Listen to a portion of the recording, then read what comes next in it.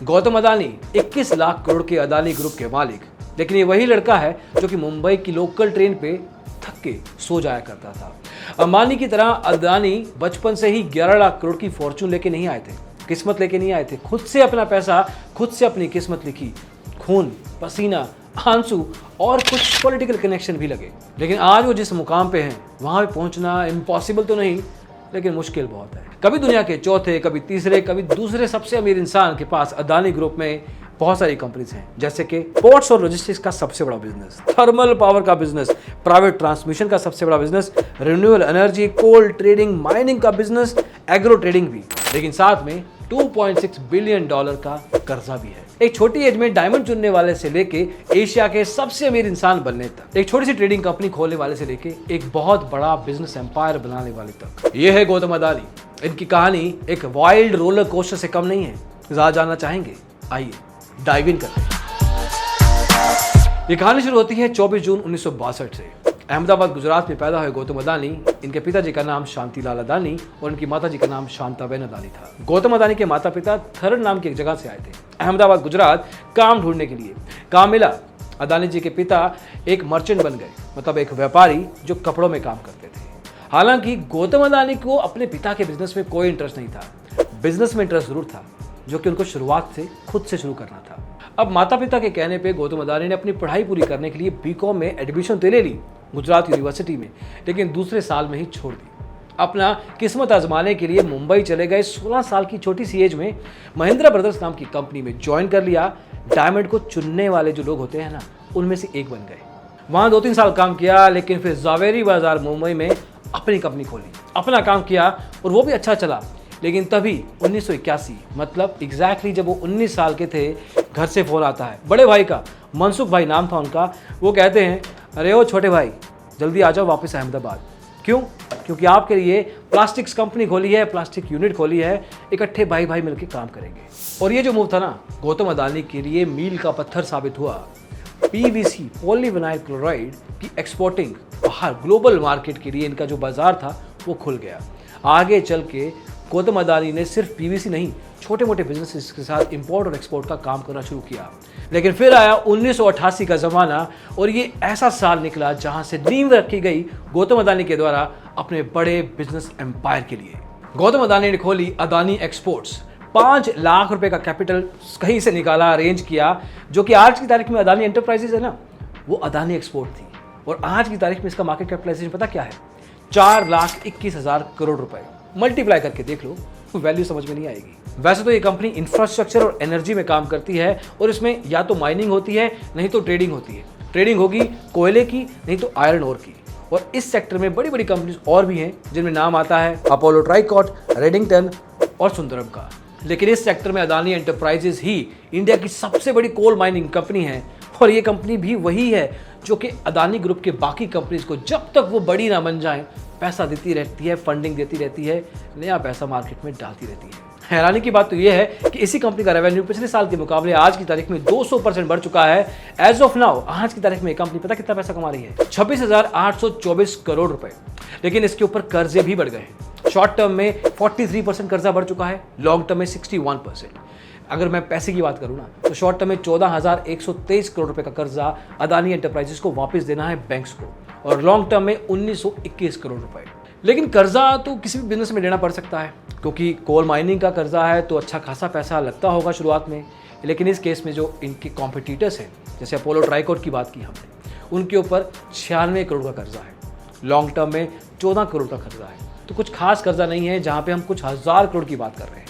But इस case में, Adani enterprise के केस में एक चीज़ अच्छी है, return on capital employed ROCE बढ़िया है, करीब 22 गुना। तो that is the one big ratio that is saving Adani enterprises. लेकिन अदानी जी का क्या हुआ, उस कहानी का क्या सीन है, अभी बताता हूँ। कहानी पहुंच चुकी है 1991 में। मनमोहन सिंह जी के इकोनॉमिक रिफॉर्म्स आ चुके हैं। इंडिया ने अपनी इकोनॉमी को पूरे दुनिया भर के लिए खोल दिया है और इसका फायदा अदानी जी को भी हुआ। अदानी जी अलग अलग बिजनेस में घुस गए, मेटल्स में काम कर रहे हैं, एक्सपोर्ट्स में तो कर ही रहे थे। उनका जो अदानी एक्सपोर्ट था वो प्रोस्पेरस हो चुका था, मतलब सेट हो चुका था, मैच्योर हो चुका था। तो उस समय के अदानी ने कहा, अरे यार मैं इतना बिजनेस कर रहा हूँ, क्यों ना कोई सी पोर्ट खरीद लूँ, मतलब समुद्री बंदरगाह जहाँ पे सामान लादना पड़ता है, वापस चढ़ाना पड़ता है। तो उसी समय 1995 में, मतलब कुछ सालों के बाद, मुद्रा पोर्ट्स का टेंडर निकला, भरा अदानी ने, मिल गया। और एक तरीके से जो आज की तारीख में मुद्रा पोर्ट्स एंड एसईसी नाम की कंपनी लिस्टेड है, वो यही पोर्ट को चलाती है। इस समय ये इंडिया का सबसे बड़ा कोल इंपोर्ट टर्मिनल बन चुका है और इस कंपनी की मार्केट कैपिटलाइजेशन पता कितनी है? 1.75 लाख करोड़ रुपए। नंबर जोड़ते रहिएगा। लेकिन ये मुद्रा पोर्ट्स कुछ सुना सुना लग रहा होगा ना? अरे ये वही पोर्ट है जिस पे ड्रग्स पकड़े गए थे 2 बार। एक बार सितंबर 2021 में जब इस पोर्ट के ऊपर कंटेनर लाए गए थे जिनमें 3000 किलो हीरोइन थी, जिसकी टोटल वैल्यू 21,000 करोड़ रुपए थी। और फिर इसी साल 2022 में दोबारा पकड़ा गया हीरोइन, पूरा ड्रग्स का काफिला। इस बार वैल्यू थोड़ी छोटी थी, 750 करोड़ रुपए। लेकिन ये ज़्यादा मीडिया में कवर नहीं किया गया। शुरुआत में बस न्यूज़ दी गई और उसके बाद ये अलग अलग फाइलों में जाके दब गया। हालांकि अदानी ग्रुप ने बाद में आके कहा कि मेरा इससे कोई लेना देना नहीं है, हमारा तो पोर्ट है दोस्तों, हम सिर्फ लादने का और डालने का काम करते हैं, हमें नहीं पता कि कंटेनर में क्या सामान पड़ा है, इसके लिए हम कोई जिम्मेवारी नहीं ले सकते। और ये ड्रग्स पता कहाँ से थे? ये अफगानिस्तान से, दुबई से ड्रग्स लाए जा रहे थे और इंडिया में पहुंचे थे। अब इस पूरे के पूरे मामले में सिर्फ 2 दिल्ली के लोगों को अरेस्ट किया गया, इसके अलावा कुछ नहीं किया गया। अब आप खुद सोचिए, 21,000 करोड़ की ड्रग्स, दूसरा केस में 750 करोड़ की ड्रग्स। है तो सही ना, ड्रग्स तो है ही। हम फिल्मों में देखते हैं कि जॉन अब्राहम कैसे नारकोटिक्स डिपार्टमेंट में जाता है और जाके ऐसे लोगों को पकड़ लेता है और फिर फिल्म के एंड में सब कुछ ठीक हो जाता है। लेकिन इस केस में जब रियलिटी चेक हो रहा है, जब दुनिया में सच में ये चीज़ें हो रही हैं, तो क्या सिर्फ 2 दिल्ली के लोगों को पकड़ के अरेस्ट कर देना क्या बात खत्म हो जाती है? तो ये थोड़ा सा अटपटा होता है, क्या कह सकते हैं। और फिर आया साल 1996 का, इंडिया में क्रिकेट वर्ल्ड कप हो रहा था और अदानी जी ने कहा कि मुझे एक नया बिजनेस शुरू करना चाहिए। तो यहीं पे बना अदानी पावर। आज की तारीख में अदानी पावर इंडिया का सबसे बड़ा थर्मल पावर प्रोड्यूसर है और इतना बड़ा बन चुका है कि इसकी मार्केट कैपिटलाइजेशन 2000 करोड़ है। और इंडिया के अलावा, मतलब इंडिया के अलग अलग स्टेट्स के अलावा, ये बांग्लादेश में भी पावर एक्सपोर्ट करता है। अब अदानी पावर अदानी ग्रुप की सारी कंपनीज को पावर और इलेक्ट्रिसिटी जनरेट करके देता है। पिछले कुछ दिनों में अदानी पावर के शेयर ने अच्छी खासी छलांग देखी है ऊपर की तरफ, क्योंकि अदानी जी ने एक स्टेटमेंट दिया कि हम इंडिया में $100 बिलियन इन्वेस्ट करेंगे क्योंकि वी बिलीव इन इंडिया। और फिर आया साल 1997 का। इस साल गौतम अदानी के साथ पर्सनल लेवल पे कुछ ऐसा हादसा हुआ जो आज तक नहीं भूले। उनको गन पॉइंट के ऊपर एब्डक्ट कर लिया गया, मतलब किडनैप कर लिया गया। गौतम अदानी कर्नावती क्लब से बाहर निकल रहे थे। कर्नावती क्लब मुंबई में था। बाहर निकले, गाड़ी में बैठे और अपने घर की तरफ निकल गए। तब स्कूटर पे 2 लोग गन लेके उनकी कार को रोकते हैं। उनको कार से बाहर निकाला, उनको साथ ले गए, उनकी फैमिली से रैंसम मांगा गया। उस समय के 15 करोड़ रुपए, 1997 की बात हो रही है, उनकी फैमिली से 15 करोड़ रुपए मांगे गए। ये 2 लोगों के ऊपर केस भी चला बाद में, लेकिन अभी रिसेंटली कुछ समय पहले इन दोनों लोगों को बाइज्जत बरी कर दिया गया है क्योंकि कोई सबूत, कोई गवाह मौजूद नहीं था। खैर, इन्होंने ऑब्वियसली वो पैसा रैंसम लेके गौतम अदानी को छोड़ दिया। इनके साथ एक और हादसा भी हुआ था, 2008 के मुंबई अटैक्स हम हिंदुस्तानी बिल्कुल नहीं भूल सकते। लेकिन गौतम अदानी उस समय ताज होटल में थे, जिस ताज होटल में रातों रात चली थी, गोलियां चली थी, बॉम्बिंग्स हुई थी। हमारी सेना ने बहुत एक तरीके से अच्छा काम किया था कि उन टेररिस्ट को फना कर दिया था।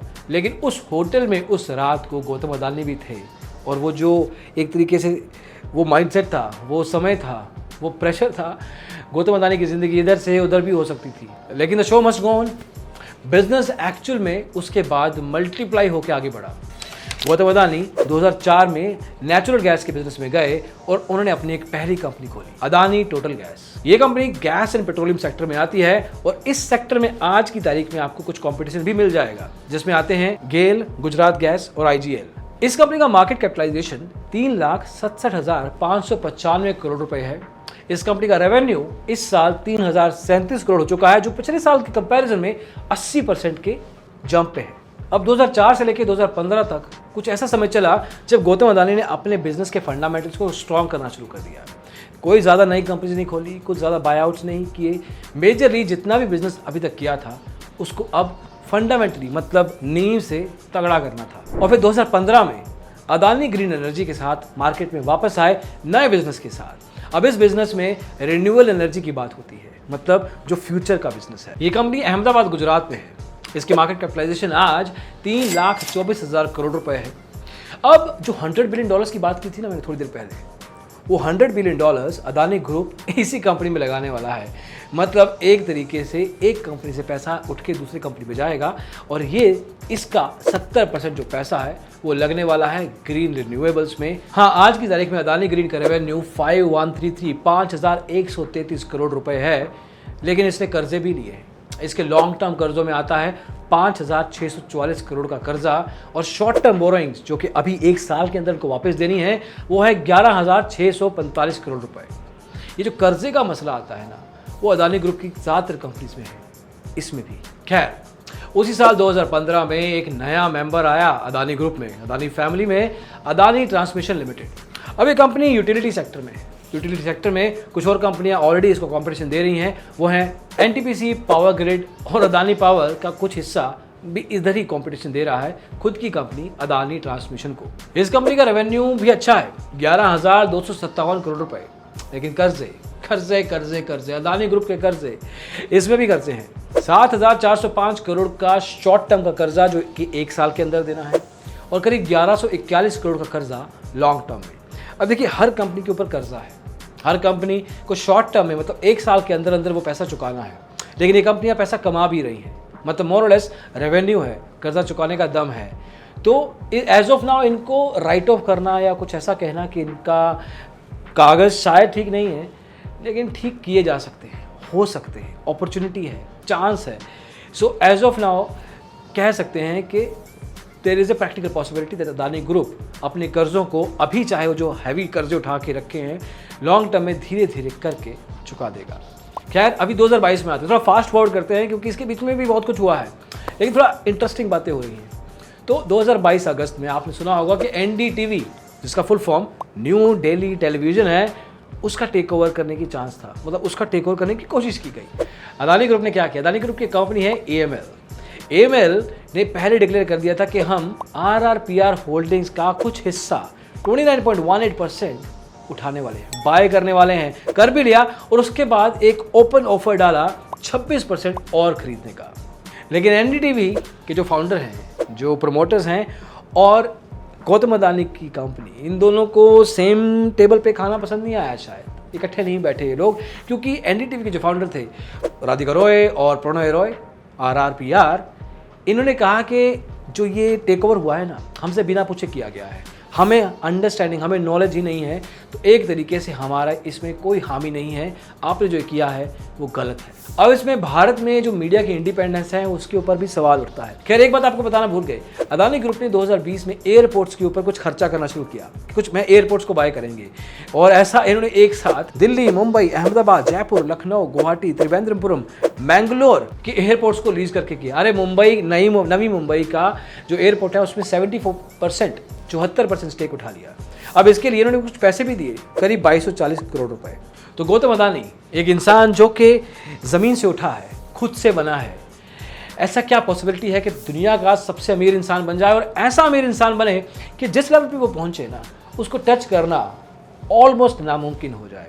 देयर इज़ ए पॉसिबिलिटी, और जो कर सकता है तो शायद आज के ज़माने में सिर्फ यही। हाँ, इसका बहुत बड़ा फैसला जो इनकी ग्रुप कंपनीज हैं, जो आज की तारीख में है, जो आगे चल के बनने वाली हैं, उनका आगे का फ्यूचर मूवमेंट क्या है, स्टॉक प्राइस क्या होने वाला है, क्योंकि ज़्यादातर जो बड़े बड़े अमीर लोग होते हैं ना, टॉप 5 टॉप 10 उठा लो आप, उनकी लिस्टेड कंपनीज होती हैं, उनके शेयर प्राइस होते हैं, उनका मार्केट कैपिटलाइजेशन होता है, उसके बेसिस पे जो शेयर इनके पास होते हैं, जो एसेट्स इनके पास होती हैं, उसके बेस पे डिसाइड होता है कि कितना अमीर बन सकते हैं। तो इस केस में there is a possibility based on the fact कि इनकी जो ग्रुप कंपनीज हैं वो कैसे परफॉर्म करती हैं।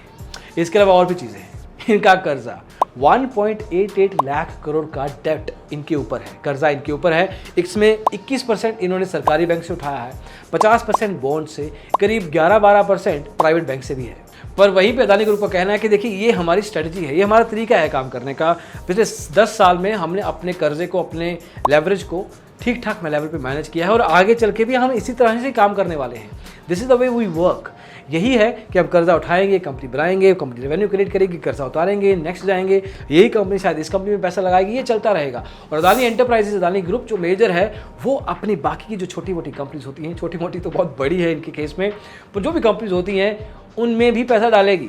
उनको भी बड़ा करेगी जब तक कि वो सेल्फ सफिशिएंट ना बन जाए। अब इसका कुछ दूसरा एंगल भी है। कुछ लोगों की थ्योरीज हैं कि कहना है कि गौतम अदानी का प्रधानमंत्री नरेंद्र मोदी जी के साथ close tie up, close connection एक अच्छा खासा रीजन है इनकी ग्रोथ का। गौतम अदानी जो भारत के बड़े बड़े नेता हैं, मंत्री हैं, उनको अच्छे से जानते हैं। इनको टेंडर अच्छे से, आसानी से, सस्ते दाम पे मिल जाते हैं। इनको अलग अलग बैंक से लोन आसानी से मिल जाते हैं बिना किसी अलग अलग लेवल के कंडीशंस के।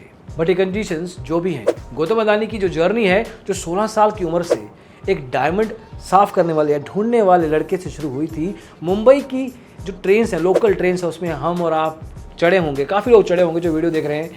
तो उन लोगों ने देखा है ये सब। तो गौतम अदानी वहाँ से शुरू हुए हैं, आज जहाँ हैं।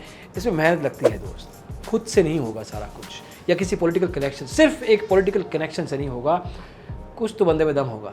तो anyway, this is what it is Gautam Adani के बारे में, इनकी बैकग्राउंड, इनकी हिस्ट्री, इनके बिजनेस ग्रुप्स, इनके मार्केट कैपिटलाइजेशंस, इनके कर्जे, इनके साथ जो हादसे हुए, चाहे वो गन पॉइंट पे एडप्शन था, चाहे वो मुंबई का अटैक, ये सब कुछ गौतम अदानी के साथ जुड़ा था। होपफुली आपको ये पूरा का पूरा इन्फॉर्मेटिव वीडियो अच्छा लगा हो, पसंद आया हो। ज़रूर बताइएगा अपना फीडबैक, क्योंकि ऐसे वीडियोस हम और भी लेके आने वाले हैं। और आप खुद बताइए कि आप किस ग्रुप, किस कंपनी, किस बिजनेस टाइकून के बारे में जानना चाहेंगे, and will certainly come back with it. अभी के लिए इतना ही दोस्तों, अगली वीडियो में जल्दी मिलेंगे। इसको देखने के लिए बहुत बहुत शुक्रिया आपका। बाय।